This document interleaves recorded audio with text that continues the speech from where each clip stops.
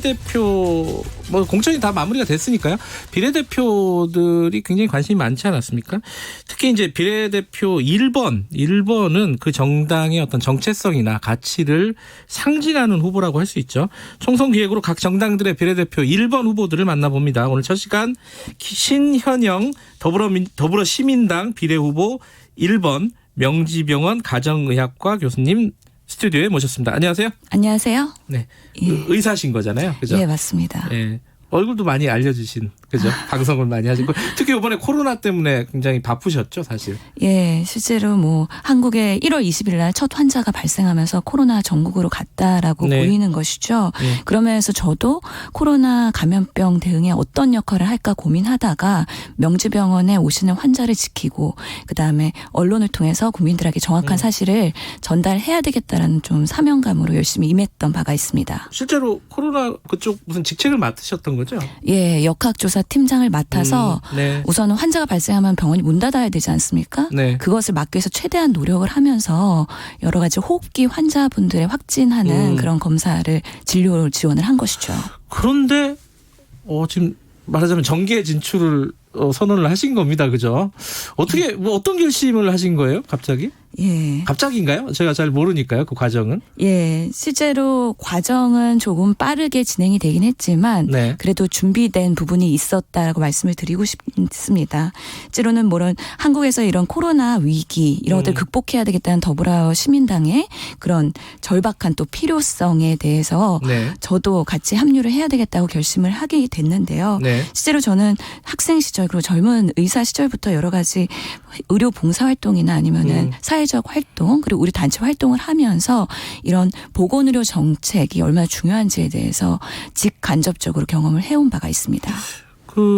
어쨌든 현장에서의 경험을 예. 이렇게 뭐 정치나 정책으로 풀어나가겠다는 건데 그게 더불어민주당 물론 이제 지금은 이제 위성정 더불어시민당이 됐으니까요. 예.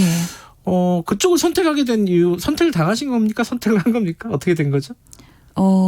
실제로는 뭐 두 가지가 다 가능하다고 볼 수도 있을 것 같아요. 예. 그렇기 때문에 제가 이렇게 요청을 받고 계기가 됐을 때 제 네. 스스로에 대해서 고민을 하고 물어본 것이죠. 네. 그때 젊은 의사로서 제가 여러 가지 활동을 하다 보니까 네. 그런 사회적인 부당함이나 부조리 이런 것들도 보이게 됐었고 실제로 제가 여의사회 활동을 하면서 의료계의 성평등 문제를 해결하거나 하는 데 네. 노력을 했고 또 젊은 의사 단체인 전공의 협의회 활동을 하면서 그런 젊은 의사들의 복지와 인권, 민원 해결하는 역할을 주로 했습니다.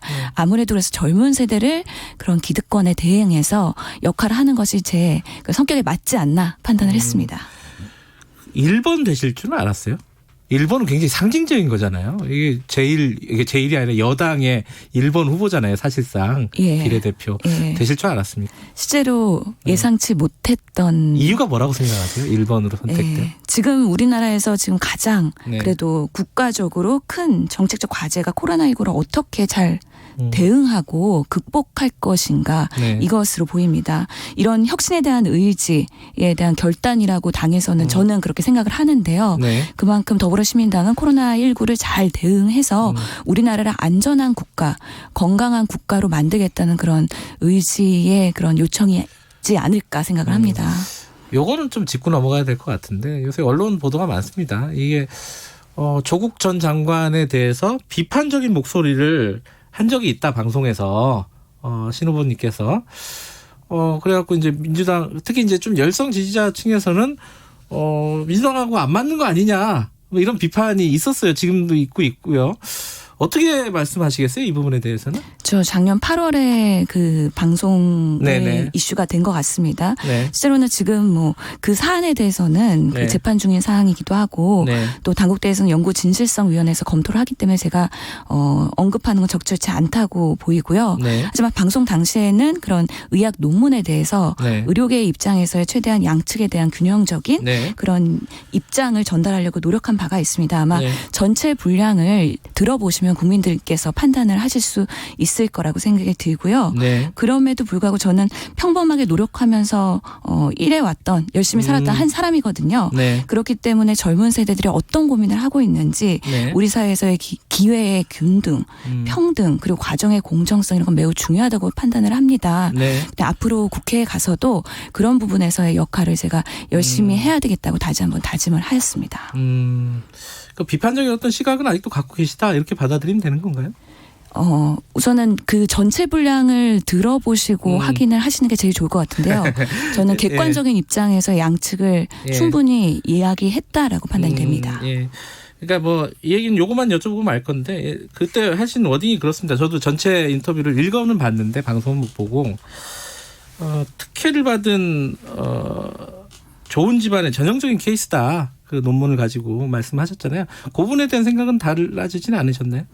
우선은 논문을 쓴다는 것 자체가 네. 워낙에 힘든 과정이라고 생각을 합니다. 그렇기 네. 때문에 여러 팀들이 모여서 같이 조력을 해야 되는 부분이거든요. 네. 그럴 때 어떤 팀이 구성이 돼서 어떤 데이터를 접근하고 네. 어떻게 의학 논문을 쓸 거냐에 대한 부분을 네. 같이 들여다봐야 되는 부분이고요. 네. 그러면서 제가 언급하기에는 사실상으로 그때 의학 논문 사건 초기이기 때문에 네. 제가 판단을 하기는 어려웠던 부분이 있습니다. 알겠습니다. 판단을 하지는 않았습니다. 그 전문가시니까요. 또 이쪽 여쭤보겠습니다. 그 우리나라 방역에 대한 평가들이 여러 가지 지점에서 나오고 있는데요.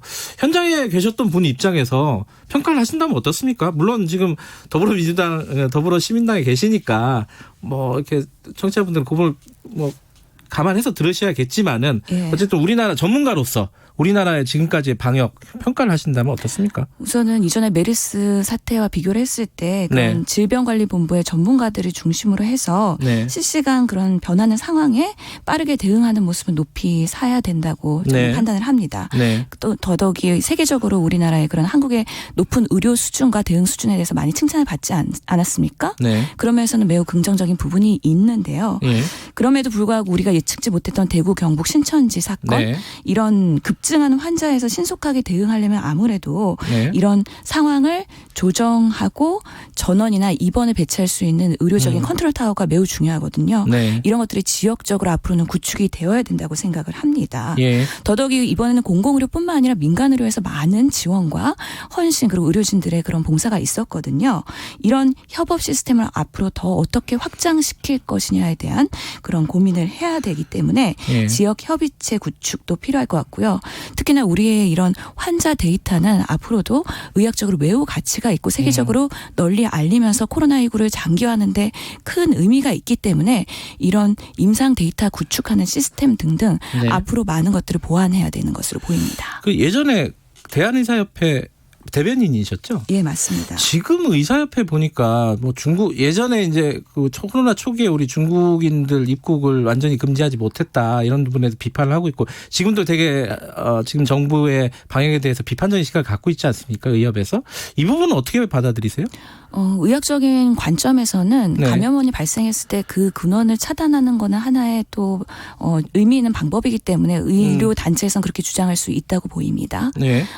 하지만 지금 우리나라의 그런 해외 유입이 증가하고 있고 세계 네. 대유행 상황에서 네. 특별 검역 강화를 강화 시스템을 계속 확장하고 있지 않습니까? 네. 그런 부분에서 우리가 대응할 수 있는 네. 그런 유입을 차단하지 않고서도 대응할 수 있는 총력을 다하고 네. 그 결과를 보면서 아마 스텝업하지 않을까라는 생각이 듭니다. 1번이시니까 뭐 100% 거의 100% 이제 국회에 들어가시게 되는데 국회에서 꼭 하고 싶은 일 어떤 게 있습니까?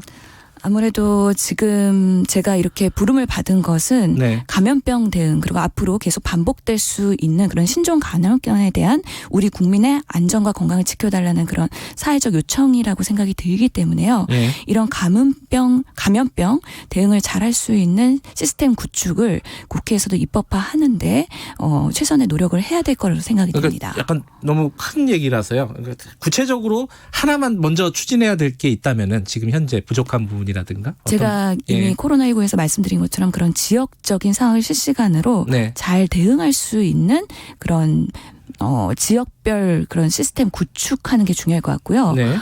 질병관리본부의 그런 격을 더 상향시키는 부분, 네. 그래서 전문가들의 목소리를 더 할 수 있는 부분, 이런 것들을 좀 디테일하게 들여다보면서 네. 국민의 그런 필요나 이런 것들을 전달할 예정입니다. 물론 보건의료 전문가시니까 그쪽이긴 하지만은 뭔가 다른 거 하나 28분 20초에 끝내는군요. 네. 여기까지만 들어야겠습니다. 고맙습니다. 예. 지금까지 신현영 더불어시민당 비례후보 1번이었고요. 김경래 최강시사 2부는 여기까지고요. 잠시 후 3부에서 뵙겠습니다. 일부 지역국에서는 해당 지역 방송 보내드립니다.